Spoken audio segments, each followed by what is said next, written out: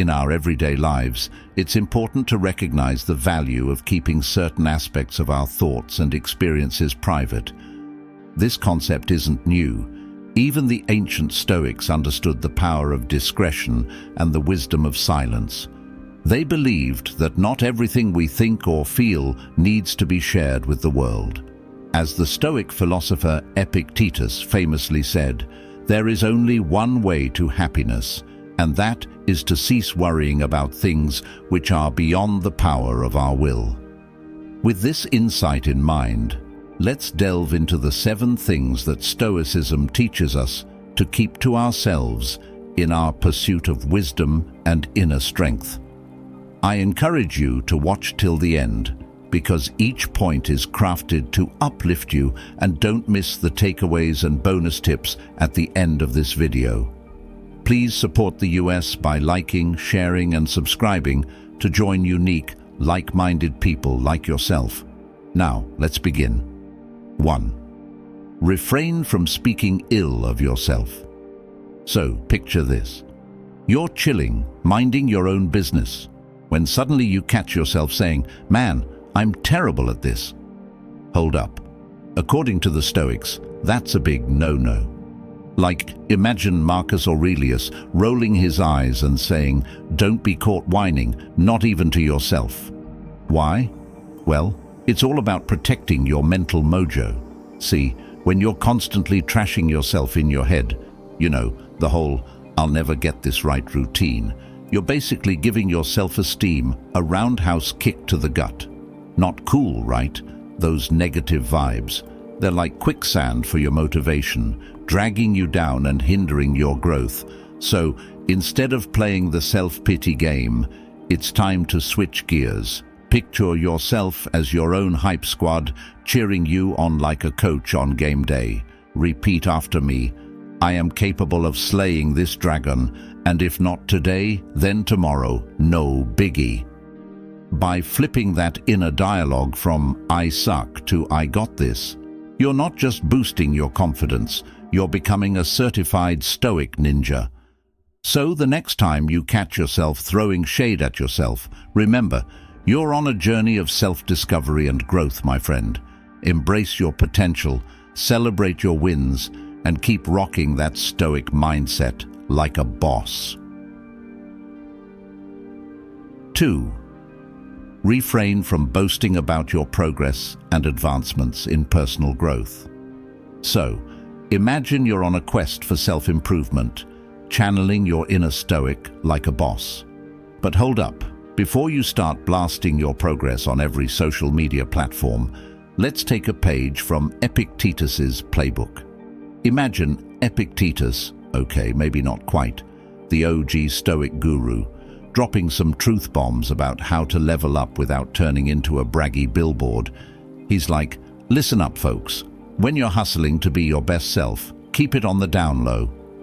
Why? Because shouting from the rooftops about your growth is like putting the cart before the horse. It's all about letting your actions do the talking. No need for a megaphone here. Think of it as being the silent ninja of self-improvement, stealthily leveling up without making a big fuss. Epictetus reminds us that true growth isn't measured by the volume of our boasts, but by the substance of our actions. It's like showing off your mad cooking skills by serving up a delicious meal, not by bragging about it on Instagram.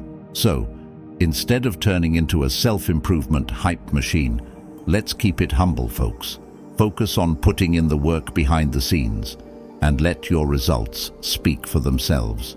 Trust me, people are more likely to be impressed by your silent transformation than by your loud declarations. In the end, Epictetus teaches us that the path to self-improvement is paved with humility and modesty. So, let's keep our heads down, grind in silence, and let our actions do the talking. Because at the end of the day, that's the most genuine and impactful way to inspire others. 3. Don't be a glutton. So imagine you're chilling with Epictetus, the Stoic guru, and he's dropping some truth bombs about being a glutton. The whole "don't eat like it's your last supper every day" vibe. Epictetus reminds us that going overboard on snacks and drinks can lead to some serious consequences, like feeling like a bloated balloon or waking up with a killer hangover. Not exactly the recipe for success, right? Stoic philosophy is all about balance, my friend. It's like finding the sweet spot between going full-on foodie and being a total monk about it. Picture a pendulum swinging wildly from feast to famine. Neither extreme is a good look. Instead, aim for that middle ground, the Goldilocks zone of moderation. Instead of scarfing down enough food to feed a small army, just eat until you're pleasantly full. And when it comes to drinks, enjoy them in a way that adds to the party, not ruins it. Because here's the thing, moderation isn't just about what's on your plate. It's a universal principle that applies to every aspect of life. It's like the conductor in the grand orchestra of life, making sure all the instruments play in harmony. So next time you're tempted to go all out on the buffet or drain the bar dry, remember Epictetus's advice. Find that sweet spot of moderation. Trust me, your body and mind will thank you for it, and you'll be cruising through life's symphony like a true Stoic maestro. 4. Don't be a big mouth. In the ancient halls of philosophy, Zeno, the OG of Stoicism, dropped a truth bomb that's as relevant today as it was back in the day. He was like, hey folks, you've got 2 ears and 1 mouth for a reason, so listen more than you yap. Now, in our world of non-stop chatter, from social media rants to never-ending meetings, Zeno's wisdom hits home harder than ever. Seriously, with everyone clamoring for their moment in the spotlight, it's easy to forget the power of just shutting up and tuning in. But here's the thing. Listening isn't just about zipping your lips. It's about giving someone the VIP treatment with your full attention. It's like rolling out the red carpet for their words, emotions, and those sneaky non-verbal cues. It's a gift, really, showing that you respect their thoughts and feelings in a world that's drowning in noise. And let me tell you, being a good listener is like having a superpower in your back pocket. You're not just building connections, you're laying down the foundation for trust, collaboration, and stronger relationships, both in your personal life and at the office water cooler. But wait, there's more. When you're all ears, you're also soaking up knowledge like a sponge at a brain buffet. Seriously, by opening yourself up to new perspectives and insights, you're not just expanding your mind, you're becoming a certified guru of wisdom.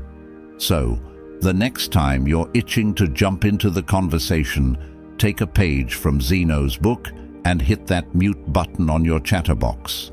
Embrace the silence, tune in, and watch as the magic unfolds. Because in a world where everyone's dying to be heard, being a good listener is the ultimate flex of mindfulness, respect, and wisdom. So there you have it, folks. In the epic saga of life, don't be a big mouth, be a big listener. Your relationships, your career, and heck, even your own personal growth will thank you for it. 5. Avoid becoming excessively fixated on the future. All right, buckle up, because we're diving deep into the Stoic pool with a splash of humor and a boatload of wisdom. So picture this. You're chilling with Epictetus and the gang of Stoic legends, and they're dropping truth bombs left and right about not getting too hung up on the future. Now, in a world where we're all about planning, strategizing, and worrying about what's next, the Stoics are like, hold your horses, folks. Let's pump the brakes on that future tripping. Epictetus and his crew remind us that there's a whole lot in life we can't control, like zip, nada, zilch. Whether it's stressing about tomorrow's big meeting or losing sleep over what might happen down the road, it's all just unnecessary stress and a one-way ticket to Anxietyville. But fear not, my friend, because the Stoics have a game plan. Step 1, accept the limits of your control. You can't control the weather, you can't control Karen from accounting, and you sure as heck can't control the future. So, why waste precious brain power worrying about it? Next up, focus on the here and now. Stoicism 101. The only moment that matters is this one right here. By concentrating on the present moment, you're not just dodging anxiety bombs left and right, you're also shaping a future that's brighter than a disco ball. But wait, there's more. The Stoics are all about choosing your reactions like you're picking toppings on a pizza. Sure, life might throw a curveball your way, but you get to decide how you want to swing that bat. It's all about keeping your cool, finding your inner zen, and sipping on that stoic tea like a boss. Last but not least, let go of that baggage, my friend. Constantly stressing about what's to come is like trying to fit a square peg in a round hole. It just ain't gonna work. Instead, embrace life's unpredictability, roll with the punches, and watch as your mental burdens melt away like ice cream on a hot summer day. So there you have it, the Stoic guide to living your best life without breaking a sweat over the future. By letting go of that excessive worry and focusing on what you can control, you'll be strutting through life with a smile on your face and a skip in your step. Talk about living La Vida Stoic. 6. Avoid displaying ingratitude or being unappreciative. All right, let's sprinkle a little humor into this gratitude cocktail while still keeping it as refreshing as a summer breeze. Imagine this. You're hanging out with Epictetus and the gang, and they're dishing out some wisdom about the importance of saying thank you instead of thanks, but no thanks. Now, in a world where it's easier to find a unicorn than someone who appreciates the little things, the Stoics are here to remind us to stop and smell the roses, or at least say thanks for them. Epictetus drops a truth bomb on us. You know what's cool? Being grateful for what you've got instead of crying over spilled milk. Wise words, my friend. Wise words. Think about it. When we're too busy whining about what we don't have, we totally miss out on all the awesome stuff right under our noses. It's like going to a buffet and complaining about the lack of caviar instead of diving into that chocolate fountain like there's no tomorrow. But hey, being ungrateful isn't just about turning your nose up at the free snacks. It's about missing out on the good vibes and warm fuzzies that come from being thankful. It's like refusing to high-five the universe when it throws you a bone. So, let's flip the script and start sprinkling some gratitude fairy dust wherever we go. Whether it's thanking your barista for that extra shot of espresso or giving a shout-out to Mother Nature for that killer sunset, a little appreciation goes a long way. And guess what? When you start spreading those thank yous like confetti, you're not just making other people's days, you're also creating a positive vibe that's contagious as heck. It's like starting a gratitude revolution, one smiley face at a time. So, the next time life throws you a curveball, don't just shrug and mumble, whatever. Take a cue from Epictetus and his crew and give a big old thank you to the universe. Trust me, you'll be amazed at how much brighter the world looks when you're rocking those gratitude goggles. 7. Refrain from complaining in order to lead a happier life. Let's explore the art of keeping that complaint train firmly parked at the station. Picture this. You're chilling with Marcus Aurelius and the gang, and they're dropping some truth bombs about the downside of being a chronic complainer. Now, we've all been there, caught in the grip of a complaining spree like it's going out of style. It's like a bad habit we pick up without even realizing it. We use it as a way to vent, to seek sympathy, or just to pass the time. But here's the kicker. Complaining rarely ever does us any favors. It's like trying to fix a leaky faucet by throwing a tantrum. It just makes a mess.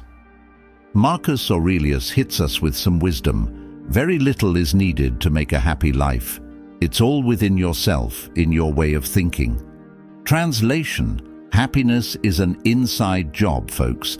It's all about how we choose to see the world, whether we're rocking those rose-tinted glasses or stuck in a perpetual gloom and doom spiral. So, why exactly does complaining suck the joy out of life faster than a vacuum cleaner on steroids? Well, for starters, it's like being stuck in a never-ending loop of negativity. Instead of solving problems, it just reinforces that woe is me mindset. It's like trying to dig your way out of a hole with a spoon. You're just going in circles. And let's not forget about the social side effects. Constant complaining? Yeah, it's like being the rain cloud at the picnic. Nobody wants to hang out with that guy. It's emotionally draining for those around us. And over time, they might start avoiding us like the plague. Talk about a friendship killer. But fear not, my friends, because there's a silver lining in this cloud of complaints. By ditching the woe is me routine and focusing on the bright side, we're not just boosting our mental health, we're also supercharging our relationships, cranking up our productivity, and unlocking the secret to true contentment. So, the next time you feel the urge to unleash a torrent of complaints, just remember, happiness isn't found in the gripe fest. It's found in the little moments of gratitude and positivity. So, let's ditch the complaints and start living our best, complaint-free lives. After all, who needs negativity when you've got a whole world of awesomeness waiting to be discovered? Now, here are strategies to minimize complaints. The art of selective silence, a skill more elusive than finding a unicorn in a crowded city. But fear not, fellow seekers of serenity, for I bring tidings of ancient wisdom wrapped in a cloak of stoicism to guide us through the cacophony of everyday chatter. First up on our quest for inner peace, mindfulness. Picture yourself as a ninja, but instead of dodging throwing stars, you're deflecting complaints left and right. By tuning into your thoughts and feelings, you can catch yourself mid-complaint and perform a swift mental pirouette into a happier headspace. Now, when life throws a curveball your way, and let's face it, life's got a mean curveball, it's time to don your superhero cape and seek solutions like the mighty problem-solving champion you are. Forget wallowing in the swamp of despair. It's all about grabbing that bull by the horns and wrangling it into submission with your dazzling array of solutions. But wait, there's more. Expressing gratitude isn't just for Thanksgiving dinner speeches.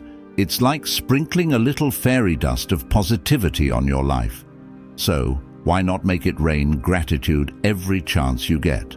Trust me, your perspective will do a 180 faster than a startled cat. Now let's talk about complaining. It's like trying to put out a fire with gasoline. Spoiler alert, it doesn't end well. But fear not, my friends, for we hold the power to break free from the clutches of complaining and embrace a life of sunshine and rainbows, metaphorically speaking, of course. As the wise Marcus Aurelius once mused, happiness isn't some elusive unicorn prancing in the distance. It's right there within us, waiting to be unleashed like a wild stallion at a rodeo. So, let's saddle up and ride into the sunset of positivity, armed with stoic principles and a sense of humor to boot. Now, let's talk about selective silence, the Jedi mind trick of communication. Think of it like a well-timed pause in a comedy routine. Sometimes the punchline hits harder when you let the silence work its magic. By choosing our words wisely and knowing when to zip it, we unlock a treasure trove of introspection and self-improvement. So, my fellow seekers of Stoic wisdom, let's raise our imaginary swords of mindfulness, solution-seeking, and gratitude and charge forth into the fray of life with a battle cry of positivity. For in the realm of selective silence lies the key to unlocking a deeper, more meaningful existence, one wisecrack at a time. Now, my friends, here is the takeaway and bonus, which is my way of saying thank you for supporting our channel. Inculcate them into your daily life. 1. Positive language. Imagine yourself as a linguistic wizard, weaving spells of positivity with every word you utter. Instead of summoning the complaints department, you're conjuring up a magical realm of rainbows and unicorns. Abracadabra, negativity be gone. 2. Problem solving. Think of yourself as the Sherlock Holmes of life's mysteries. Instead of grumbling about problems, grab your magnifying glass and pipe and dive headfirst into the case. Who needs complaints when you're too busy cracking the code of life? 3. Perspective shift. It's like putting on a pair of positivity goggles. Suddenly, everything looks a whole lot brighter.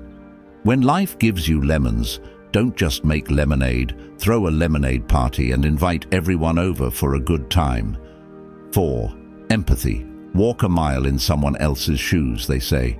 But why stop at a mile? Strut your stuff in their stilettos, kick off your heels in their loafers. Heck, maybe even try out some flip-flops for size. Who knows?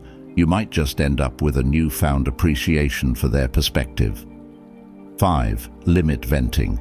It's like knowing when to stop eating at an all-you-can-eat buffet. Sure, venting feels good in the moment, but too much of it, and you'll end up with a serious case of verbal indigestion. Save some room for dessert instead. 6. Focus on solutions. Think of yourself as a problem-solving ninja, slicing through obstacles with your trusty sword of positivity. Who needs complaints when you're too busy kicking butt and taking names? 7. Practice self-care. Treat yourself like royalty, because let's face it, you're a freaking rock star. Take long bubble baths, indulge in chocolate cake, dance like nobody's watching. Who needs complaints when you're too busy living your best life? 8. Choose positivity. It's like choosing between a grumpy cat and a giggling baby, except in this scenario, you're the one making the choice. So why not choose happiness? After all, life's too short for complaints when there's a whole world of joy waiting to be embraced. We greatly appreciate your support. Remember to like, share, and subscribe to stay connected. Keep pursuing wisdom, and let's progress together. Stay safe, stay stoic.